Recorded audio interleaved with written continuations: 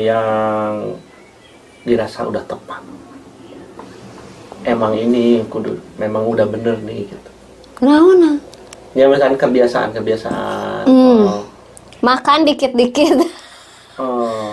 Makan tuh dikit-dikit, nggak ada waktu makan yang tepat, bisa jadi ya kapanpun mau makan porsinya kecil-kecil. Terus kan ada riwayat terus pas hamil si kembar, namanya hamil kan resikonya kan pasti neken lambung ya ke atas, jadi gampang tuh si asam lambung naik. Ya makan dikit-dikit tapi sering gitu.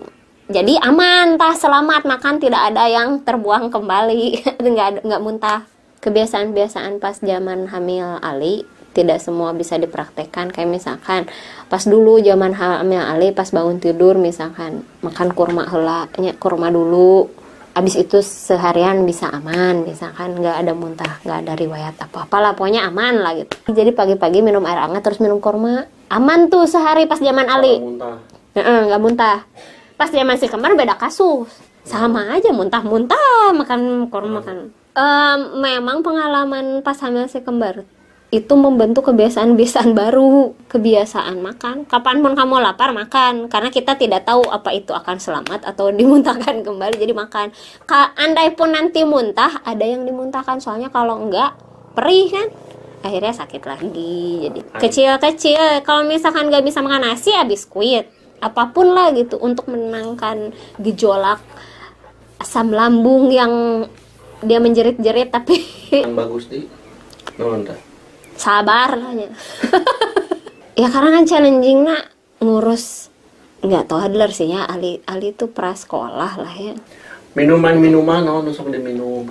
Ya air putih hangat air hangat. Sari kelapa. Oh iya, sari kelapa.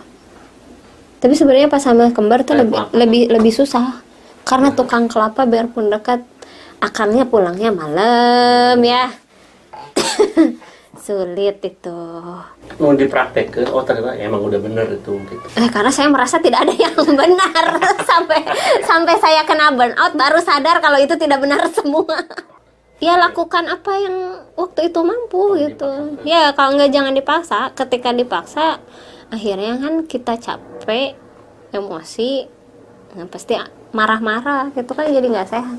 Pokoknya saya baru tersadar bahwa kalau ditanya kebiasaan apa yang baik dan lain sebagainya, ya saya baru bisa ngomong itu setelah kena burnout. Dan kena burnout itu pas anak-anak usia 3, si kembar usia 3 tahun. Jadi sebelumnya tidak ada yang benar sebenarnya. Semua serba maksakan. Semua memaksakan diri. Ya mungkin kan tiap kasus beda-beda lah ya. Khusus saya mah air hangat. Karena air dingin itu membuat perut tidak nyaman. Khusus hamil si kembar ya. Ya menghindari yang memicu muntah ya. Juga misalkan bau makanan yang baunya amis menurut waktu itu, yang misalkan baunya amis, terlalu pedas. Sebenarnya lebih clean. Zaman si kembar makannya teh clean eating, zaman sekarang istilahnya clean eating ya. Kan lebih bersih, lebih sehat. Terus kitanya juga lebih pilih-pilih makanan. Makan ibu hamil kan katanya makan untuk berdua. Tidak itu. Baru untuk bertiga. Tidak. Karena perhitungan kalorinya itu sebenarnya salah. Makan 2 orang sama makan untuk bertiga. Makan waktu hamil itu makan untuk hamil kembar, makan untuk bertiga, bukan makan 3 orang. Jadi beda. Konkretnya kumaha ngitungna anu penting mah dahar we. Karena makannya itu yang penting sedikit-sedikit, yang penting mah susah ngitungnya. Berarti nggak ada perubahan porsi kan? Ya mungkin lebih banyak ya, mungkin lebih banyak. Tapi nggak yang signifikan. Jadi 2 piring metung gitu. Lebih lapar kan tuh? Lebih gampang lapar setelah perut nyaman. Karena kan kasus hiperemesis. Setelah hiperemesisnya turun, mulai itu sepertinya rasa lapar tidak berhenti ya. Jadi terus makannya dikit-dikit tapi keisi. Karena ketika makannya terlalu banyak, perut penuh, mual. Apalagi pas di kondisi misalkan si kembar nendang nanti ke atas, nikmat. Itu nikmat sekali. Akhirnya porsi makan itu akan berubah seiring bertambahnya usia kehamilan. Karena apa? Nafsu makan sudah makin normal. Yang asalnya misalkan waktu awal-awal mulai bisa makan, misalkan cuma satu piring kecil, akhirnya mah jadi normal. Makin kadang baru normal-normal makan itu di pertengahan menjelang akhir trimester kedua. Baru mulai enak makan itu enak. Lain soal pemeriksaan ke dokter atau ke bidan Rutin lah. Periksa ke dokter kan di USG. Karena ada pengalaman zaman Ali sebenarnya, pengalaman hamil pertama. Jadi pas di bulan ke-6 pas hamil Ali ternyata ketahuan lah, Kak. Kita kan ganti-ganti dokter, akhirnya ditemukanlah dokter yang memang cocok kan pas hamil Ali dulu. Akhirnya ketahuan kalau misalkan harus begini dengan kondisi badan saya yang kecil, jadi bayinya kalau bisa jangan besar, harus dikontrol, makannya dikontrol, dikurangi gula dan lain sebagainya. Akhirnya ketahuan gitu dengan pengalaman itu. Jadi pas hamil kedua, apalagi hamil kembar, akhirnya ke dokter dong. Ke dokter terus karena setiap berapa kali? Pas awal-awal masih sebulan sekali, karena kan kasus hamil kembar lebih serius ya. Intinya kan karena ini hamilnya tuh sebenarnya ya lucu tapi beresiko. Hamil kembar itu kayaknya keren gitu, hamil kembar tidak juga karena resikonya juga double. Jadi harus diingat resikonya. Jadi kan setiap periksa di USG dipastikan lah bahwa posisinya bagus, ininya bagus. Minimal ketika ada kejadian mali kehamilan kembar itu bisa diketahui lebih awal. Jangan sampai nanti udah di akhir baru ketahuan ternyata hamil kembar, ininya begini gitu. Kok udah di akhir. Jadi untuk memastikan kondisi kehamilan kita itu baik, sehat, ibunya sehat, bayinya juga sehat, dengan kondisi yang baik, ya ke dokter. Karena nggak cuma dicek berat badan, nggak cuma dicek tekanan darah, dipegang-pegang aja gitu, tapi ditoong, diintip pakai USG seperti apa. Sampai kan di khusus kehamilan si kembar kan dipastikan ini selaputnya ya ada. Selaputnya ada. Ini ya terus plasenta bukan plasenta ya plasentanya udah di atas nih. Kalau turun kasarnya gini, kalau mau lahiran turun tidak terhalang oleh plasenta bayinya. Maksudnya posisinya udah bagus. Yang ini bisa dulu turun. Kan waktu itu harus dipastikan kalau memang ini kepalanya udah ngumpul di bawah. Jadi udah ketahuan lah, apalagi kan karena hamil kembar biasanya pas hamil 1 di bulan ke-8 ke-9 baru kan yang 2 minggu sekali. Pas hamil kembar di 7 bulan udah 2 minggu sekali kita kontrolnya. 2 minggu sekali kontrol, ditambah tes darah dan kawanannya. Dokter suka ngasih obat apa atau suplemen gitu yang harus asam folat pasti. Ini normal kayak hamil biasa dikasih suplemennya. Sama kalsium ya. Kalsium soalnya terasa lah itu ya si tulang. Karena yang nyedatnya 2 orang. Kalsium lebih dibanding pas hamil. Jadi sebenarnya tidak harus selalu susu hamil atau susu menyusui. Yang penting susu. Bagusnya mah dikasih susu. Ya misalkan dibaca lah ya indikasi dan lain sebagainya. Selama itu aman untuk ibu hamil, ya susu dengan kalsium tinggi pun bagus. Karena kadang susu ibu hamil itu ya kan dia kental, tidak terlalu menyenangkan rasanya.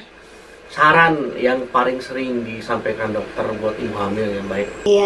Ya kita fokus sama anak yang dikandung boleh gitu. Tapi pada akhirnya fokus sama diri sendiri dulu aja. Ya sama ibunya dulu gitu. Yang penting mah ya ibunya nyantai, enjoy, tenang. Apalagi kan sebenarnya yang jadi masalah itu biasanya ya, pengalaman saya tuh orang-orang di sekitaran gitu, misalkan kadang hamil mah yang hamil itu harus begini loh, jangan ini apa banyak paham lah gitu, kadang bikin kita jadi cemas, takut nanti takutnya begini ya, didengarkan iya, diikuti terserah gitu, ya aja Yang penting mah kita enjoy. Kata dokter kondisinya baik, kita nggak apa-apa ya udah gitu, nggak mesti terlalu cemas. Apa persiapan menjelang lahiran? Belanja, cari vaskes. Mau lahiran di klinik, mau lahiran di rumah sakit, itu dari awal harus direncanakan karena berhubungan dengan biaya yang akan dikeluarkan. Di awal-awal udah keliling rumah sakit, ngecek biaya lahiran di rumah sakit berapa. Ternyata kita akhirnya tahu kalau ternyata satu bayi itu harganya. Jadi tindakannya berapa? Jadi ketika 2 bayi itu juga jadi nambah. Awalnya kan kita dengan PD-nya ya kayaknya normal karena pengalaman hamil pertama kan normal. Iya, jadi harus akan besar kemungkinan sesar. Itu harus benar-benar dipertimbangkan. Menjelang lahiran pun ternyata kan banyak resiko yang preeklamsi lah, atau misalkan kita nggak preeklamsi normal-normal aja tiba-tiba tekanan darah naik, kan nggak mungkin lahiran normal kan. Awalnya sih nggak cuma aneh karena dokter bilang kita kan mau lahiran di Cipanas ya bisa lah di Cianjur misalkan gitu. Terus dokter itu nanya itu berapa, ada ruang operasinya nggak, ada bisa, misalnya kasarnya gini, bisa melakukan operasi sesar nggak di situ, nggak. Terus jarak ke rumah sakitnya berapa jauh gitu kan. Awalnya kita nggak ngeh kan, cuma ya deket. Dokternya nggak belak-belakan ngomong sih, cuma dokternya tuh kayak khawatir. Ya harus dihitung ya Pak, harus dipertimbangkan, harus dipersiapkan untuk sesar. Kita juga sebenarnya ya jujur aja, waktu awal-awal masih agak-agak ya kalau bisa normal ngapain sesar, ya emang benar gitu. Tapi ternyata kan dengan lahiran sesar, terutama untuk kasus-kasus yang berbahaya ya, yang beresiko, sebenarnya itu kan menyelamatkan kedua belah pihak, menyelamatkan bayi dan ibunya. Akhirnya kita sadar bahwa oh iya, untuk kasus yang memang harus, iya, kecuali kasusnya misalkan sesar karena pengen lahir nomor cantik, di tanggal cantik, ya itu kasus beda lah ya. Cuma untuk kasus-kasus yang beresiko, misalkan ibunya tekanan preeklamsi, atau misalkan ibunya memang penyakit tertentu yang mengharuskan dia harus sesar, ya ternyata kan memang oh iya, menyelamatkan kedua belah pihak gitu. Kayak misalkan si kembar kan, waktu lahiran si kembar ternyata pas mau lahiran darah, ternyata kita tuh preeklamsi dari kemarin gitu. Ini udah berbahaya. Kita juga baru tahu ternyata preeklamsi itu amat sangat berbahaya ya. Jadi kan waktu lahiran si kembar kita sama sekali tidak menyiapkan untuk sesar. Karena catatan ya, itu udah pembukaan 2. Kita udah jalan nyantai kayak orang biasa aja. Ketika orang bilang ini tekanan darahnya naik, orang kan bilang emang nggak pusing, nggak pusing, kayak biasa aja. Tapi ternyata itu kan tekanan darahnya bahaya ya, sudah berbahaya. Dengan kondisi kalau dilanjutkan kan kasus plasentanya lepas dan anaknya keracunan dan lain sebagainya lah. Jadi kemungkinan untuk sesar itu harus dipersiapkan sebenarnya. Ini tergantung preferensi masing-masing. Kalau saya termasuk yang tidak terlalu suka ramai-ramai ke rumah sakit. Malah kalau bisa cuma sendiri atau cuma berdua sama pasangan udah cukup. Dan itu sudah membuat saya amat sangat nyaman. Nggak nyaman aja banyak orang, apalagi misalkan ya mungkin beda kebiasaan ya, mungkin cuma lihat yang lain, ini lihat yang lain yang diantar ke rumah sakit sama orang tuanya, tantenya, adiknya sampai rumah sakit, itu ruangan itu penuh dengan saudara-saudaranya. Itu di luar bayangan saya. Itu termasuk mengganggu kalau menurut saya, karena apa? Ketika di rumah sakit itu kita kan butuh misalnya butuh kondisi yang tenang untuk istirahat. Yang namanya udah lahiran, yang namanya udah ya itu maupun itu lahiran normal atau sesar, kita kan abis lahiran tuh capek ya. Apalagi kalau sesar kan untuk sadar itu prosesnya lama ya, pengaruh obat bius tuh gitu. Kalau banyak orang tuh udah rusuh. Ini sharing aja. Ketika saya keluar dari ruang operasi dengan kondisi waktu itu menggigil, nggak tahu kenapa ya, mungkin efek obat bius apa gimana, pokoknya menggigil. Tiba-tiba ada saudara datang dengan bilang, kenapa harus sesar, kenapa nggak bilang sama si itu biar nanti gratis, kenapa? Bayangkan dengan kondisi kita itu setengah sadar ya, itu sedikit menyakitkan. Jadi pesan saya bagi orang-orang yang menjenguk yang sudah lahiran, alhamdulillah sudah sehat, semoga cepat sehat ibunya, anaknya. Semoga cepat pulih lagi. Sudah tidak usah mengomentari ibunya, mengomentari ini anaknya kok begini, kok ibunya begini, duduknya begini, itunya. Itu mah nomor sekian.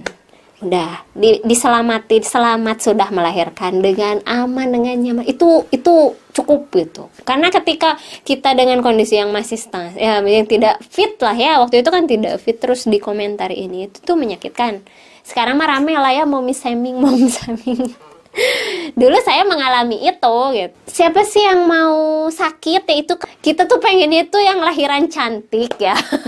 Dan gak usah diceramahi pakai hadis dan lain, enggak usah ceramah, cuma dibutuh dielus aja punggungnya. Selamat dua-duanya, ibunya, bayinya lahir ke dunia, semoga kuat. Udah cuma dibutuh dipeluk. Setelah itu udah cukup. Kalau bisa malah ya sekalian bantu dikirim makanan kayak gitulah ya, agar dia lebih konkret. Jangan dikirim lidah itu ya, racun-racun dari mulut, tahu ya. Dikirim ya makanan beku misalkan, nanti tinggal diangetin gitu kan, tuh lebih konkret ya. Kalau saya sih tipenya yang begitu. Saya tidak terlalu suka yang omongan-omongan manis dari mulut tapi konkretnya nggak ada. Kalau emang misalkan concern sama saya, bantuin nungguin, ngurusin apa gimana. Kalau bapaknya bantu bayarin. Iya, kalau malah kan lebih konkret lagi, bantu bayarin. Kan ini biasanya berhubungan dengan proses penyaringan informasi ya. Biasanya kalau ibu-ibu baru lahiran begitu kan, kemampuan kognisinya rada-rada harus disesuaikan ya. Jadi omongan-omongan begitu harus agak pada disaring gitu, karena dia lebih sensitif. Terus secara psikologis juga kan dia lelah. Capek itu nggak cuma capek fisik karena kurang tidur nyusuin bayi, tapi secara psikologis pun dia untuk banyak hal yang berubah, dirinya juga badannya berubah secara psikologis tuh. Apalagi kalau kasusnya misalkan kena postpartum depression, kena baby blues tuh kan lebih bahaya ya. Jadi tolong dijaga mulutnya. Ya doakanlah agar si ibu itu sehat, lebih cepat pulih, lebih cepat, itu kan lebih membahagiakan. Jadi dia pulih, secara fisik pulih, secara psikologis biasanya langsung ke dorongan, dimana fisiknya udah lebih baik, dia secara psikologis juga bisa feel better lah. Tapi harus diantisipasi karena tidak bisa dihindari. Kita tidak bisa mengontrol orang-orang di sekitar kita ya. Secara emosional ya, lebih berat sebelum melahirkan atau setelah melahirkan? Sebenarnya setelah melahirkan. Sebelum melahirkan hanya memikirkan bagaimana kondisi si janin ini sehat dan